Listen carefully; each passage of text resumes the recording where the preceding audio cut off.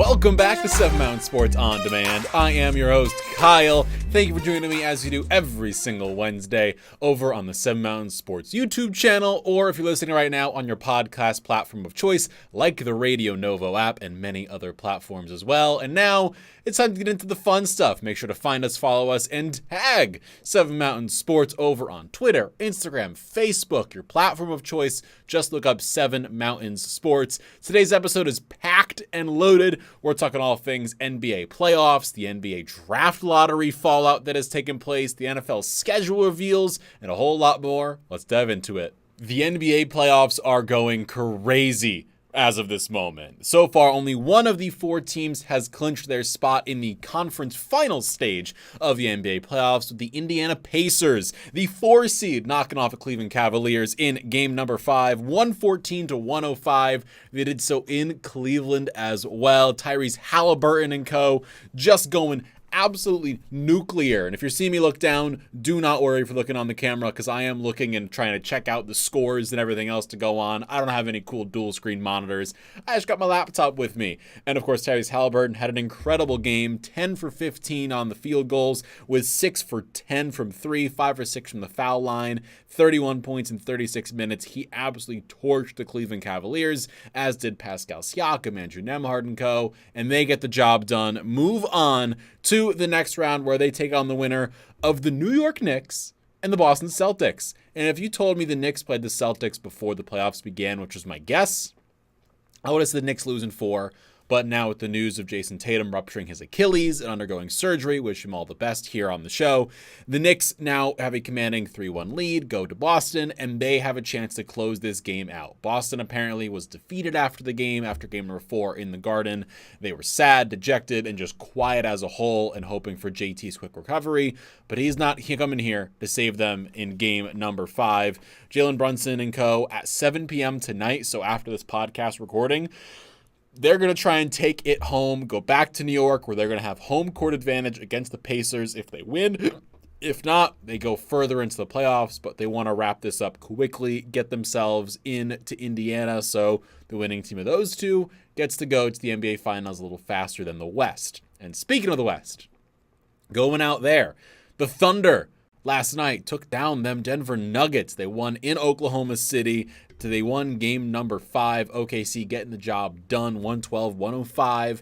And now they're in pole position. They have 2 games to close it out. The next one in Denver, in Mile High, where they already have won 1 game. One's got to imagine they can win another one when they go to Denver, go up there. Nikola Jokic had himself a heck of a game at number 5, though. He had 44 points. Jokic, when he scores a lot, isn't a good thing for Denver. He tried to win the game on his own, win the series without any help, but it did not result in anything more than a loss for Denver. He went 44 points on the game. Jokic ended up 17 for 25, which is wildly efficient, with 5 for 7 from 3, 5 for 5 from the foul line, 15 rebounds, 2 steals, 5 assists. If you're Jokic, he wants to focus on a 30-10-10 game or 20-10-10. He doesn't want to have 44 points. It's not his game style. It's not where he's best. But because of how the rest of the team played, Jamal Murray, 10 for 27 from the field, he had to carry a lot of the load. It was a back-and-forth puncher's brawl game, but the job was done by Oklahoma City. They won in game 5. Now they have game number 6 in Denver. And the winner of this series, they're going to play tomorrow night, Thursday night, 8:30 p.m. They're going to take on the winners of tonight's 9:30 p.m. Eastern Time game between the Timberwolves and the Golden State Warriors. They are now in Minnesota for game number 5, where Anthony Edwards is feeling himself. And this is going similarly to how the Knicks-Celtics series went, where Steph Curry not playing. He is probably not back for tonight's game. As of 2:12 p.m. Eastern Time on Wednesday, he is not back for tonight's game. No Steph, no money. If you're the Warriors, Jimmy Butler and co. just don't have the energy. Jonathan Kuminga's back playing basketball again. We haven't seen him. He's been in witness protection programs for months, and now he's back out and playing again. How will he do? I'm not so sure. I ain't too sure if he can go 8 for 8 again from the field in this game. From the Timberwolves, I have to close this out right now because there's a chance that Thunder Nuggets goes 7. And if that goes 7, And if the T-Wolves can rest a little bit more after this Warriors series, that's good, because whichever team the Timberwolves face out of the Nuggets and the Thunder is going to be a heavyweight brawl for the ages. It's going to be Anthony Edwards against the world, and the world is going to be looking at him to try and get the crown. So those games going on tonight. Minnesota favored by 10.5 points tonight. The Boston Celtics favored by 4.5 points against the Knicks, but no Jason Tatum. It's going to make things real interesting. How will Jaylen Brown show up? Will he show up? Will there be more Peyton Pritchard, the sixth man of the year? Should probably play more. The question is, how much does he play? How does he look when he does it? And the playoffs are getting crazy. Cavs eliminated. The 60-plus win team can't get the job done in 5 games. They did not look good. Donovan Mitchell was carrying a load. Darius Garland was still slightly injured. You had DeAndre Hunter hurt, and Jarrett Allen or Evan Mobley all kind of injured in and out of the lineup, and it took its toll. They lost out game 5. What happens this offseason? Well, we'll get to that in a moment, because that has to do with the draft lottery and what's going on with the NBA draft, because spoilers, things get crazy. There are a lot of podcasts, a lot of social media platforms, a lot of sports games going on all throughout Happy Valley. And the best place to find all of those details and information is on our website, 7mmsports.com. Over there, you can find the full schedule of all the sports going on here in Seven Mountains Media and Seven Mountains Sports. You also can find the latest episodes of all of our podcasts, Sports Talk with Steve Jones, Scorebook Stories, and more. For all those details and information, head over again to our website, 7mmsports.com. The NBA draft lottery took everyone's eyes and turned it to the city of Dallas after trading away Luka Doncic, getting Anthony Davis, Max Christie, a bunch of other picks, a bunch of random stuff, and tanking for all intents and purposes with injuries.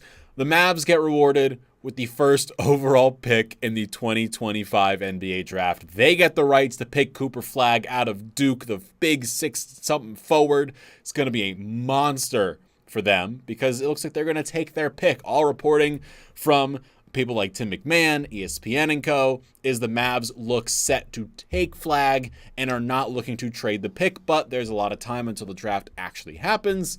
So who knows what goes on in the meantime. But what matters most here is the Mavs got this pick from the draft lottery odds, which have been discussed quite heavily in recent days, to the point now where people are saying maybe the NFL has to add this in, make it so you can't just be terrible like the Cleveland Browns always are. But with that comes the other side, which a lot of people in the NBA are saying, well, if you're Washington, if you're Utah, if you're a terrible team, and you need to get some sort of talent, you can't really get it in free agency because no one wants to go to Washington or Utah. The best way is the draft. And if you can't get the first picks in the draft, what are you meant to do? Because now Utah, after one of the worst seasons in NBA history, is sitting here 5th overall. The Wizards at 6th, Pelicans at 7th, Hornets at 4th. The teams that were the worst are not getting quote-unquote rewarded for tanking. But that's a good and bad thing, because now the Mavericks get the first overall pick. They're going to get Cooper Flagg to pair up with Anthony Davis, possibly Kyrie Irving when he comes back in December from his ACL injury, and who knows who else is on this team going forward. And then second is the Spurs. The Spurs, who, drafted this dude Victor Wembanyama a couple years ago. Don't know if you've heard of him. And then after they drafted him, they drafted Stephon Castle, who won Rookie of the Year this year. And now they're going to get a shot at Dylan Harper, a shot at Ace Bailey, whoever they want in the draft. Or, if you're the Spurs, you could trade the pick, which is where all the trade summer scenarios comes in, where rumors are Giannis Antetokounmpo might be their target, because Giannis sitting there at 30 years old. If you're the Spurs, you partner him with Wemby, with Castle, with whoever else you have to keep. And then all of a sudden, you've got a really good roster going forward. You have 2 of the best defensive bigs, if not the 2 best defensive bigs. They cover the entire court with their spacing. Giannis can drive. Wemby can pick and pop. It opens up a lot of windows. The question is, will they do it? We don't really know the answer to that right now. I like to think they're going to hold on to it, trade De'Aaron Fox perhaps, but we don't know. There's a long summer ahead. A lot of things can happen when it comes to the Spurs, as they no longer have Greg Popovich as their head coach. It is now Mitch Johnson, who took the reins from him following his retirement just a couple weeks ago. We're also sending Pop our best wishes from the show here at Seven Mountain Sports On Demand. And then coming up 3rd overall in the NBA draft lottery, the 3rd team to make things funky, the Philadelphia 76ers, Do they stick? Do they take Ace Bailey? Do they go two paths like the Warriors tried? Except the Warriors did it and won a championship. And the Sixers are going to try and do it with one knee Joel Embiid and who knows how many legs Paul George. So a lot of question marks remain there. How are they going to look this season? Will they take this pick? Will they trade the pick? We're going to find out because that pick is going to be good. It could be Harper, could be Bailey, could be Edgecombe, could be Trey Johnson. A lot of players up for grabs here. All really star talented guys. So this pick is going to be up for grabs. It's a question of what does Daryl Morey want to do.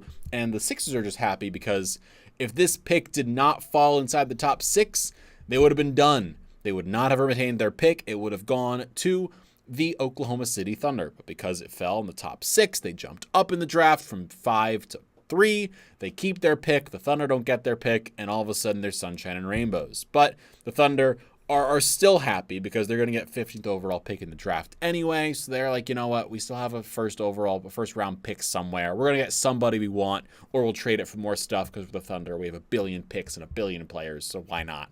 But you're sitting here with these 3 at the top of the draft. Then that sad quartet of the Hornets, the Jazz, the Wizards, Pelicans, and the Nets and Raptors, all these teams sitting there 4 through 9, kind of like, we don't know what to do here. And the Rockets at 10, sitting pretty. They have assets, they have draft picks. They wanted the first overall pick, but they got themselves the 10th, so it's still pretty good. So the window for the NBA draft lottery is now open to where anything is possible.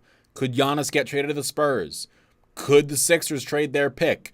Could the Mavericks trade number 1? Will they be happy with the fact that they just lucked in to Cooper Flag?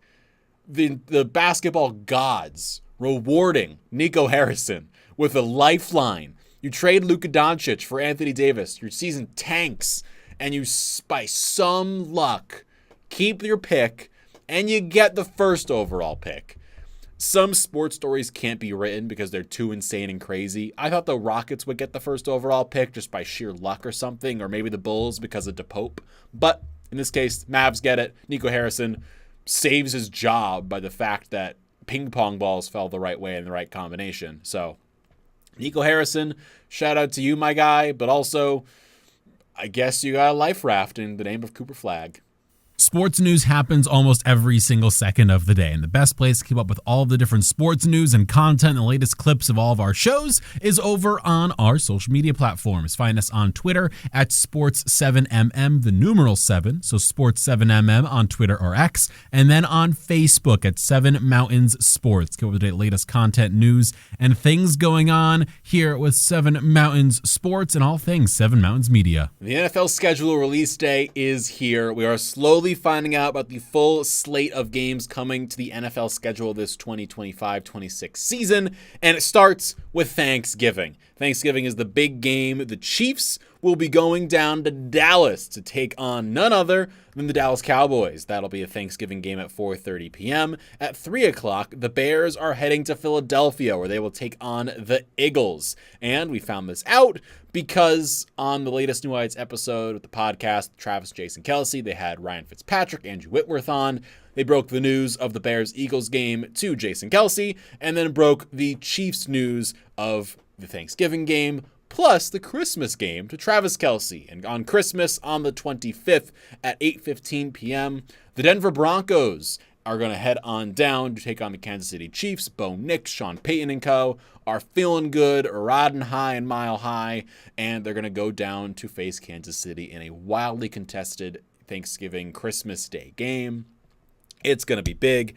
It's going to be crazy. And that's also what week 1 is going to bring, where the Cowboys and Eagles are going to face on off. Week number 1, September 4th, is going to be that game. I am excited. The NFL season is here. I also found out the Saints schedule. The Saints are going to take on the Cardinals week number 1 in New Orleans, which gets me excited for the NFL season for that regard. But a lot of games to be announced. We have the general slate of games going on abroad, whether it's in London, in France, in Germany, in Spain, Brazil, but we don't have the full slate just yet as of 2:22 p.m. here on the Eastern Seaboard. So for now, that's what we got NFL schedule-wise, but I know it's going to roll out slowly, and when we find out the full schedule for the Steelers and the Eagles, We'll reveal that over on our social media, our Twitter, our Facebook, and our Instagram at 7 Mountain Sports. This may be 2 days old, but the final big breaking news story we got for you today here on 7 Mountain Sports On Demand. Pete Rose and Shoeless Joe Jackson amongst those that are no longer ineligible for the MLB Hall of Fame for Cooperstown. They can now get elected in as of 2028. Rob Manfred put out a statement saying if people pass away, they'll be taken off the lifetime ban list. And now, Pete Rose, Shoeless Joe, their history, and as Dan Wetzel put it, history is messy and words are words, but sometimes you need to understand that the history of the game comes first, and they are parts of the history of the game. Pete Rose, the all-time hits leader, Shoeless Joe Jackson, one of the most infamous players of all time. Will they get in? I'm under the belief that I would like to see Pete Rose in the Hall of Fame, not only because he's the all-time hits leader, but because he's part of history of baseball. The Hall of Fame should recognize the history of the sport. We're not recognizing the best, which we are. We're recognizing the history of the game. Baseball is all about history, all about storylines, lifelines, lifetimes, and Pete Rose is part of it. So is Shoeless Joe. Will they get in? We're going to find out in 2028 when they are officially eligible.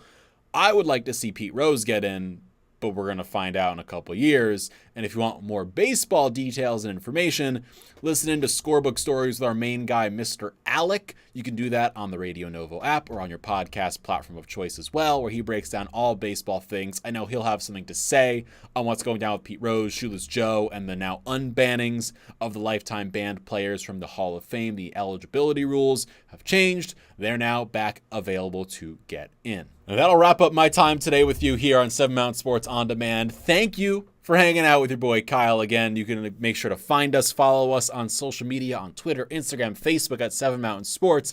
Check us out on YouTube, 7 Mountain Sports over there, and listen on your podcast platform of choice like the Radio Novo app or YouTube or wherever you get your podcasts from. I'll see you back here next Wednesday with another episode of 7 Mountain Sports On Demand.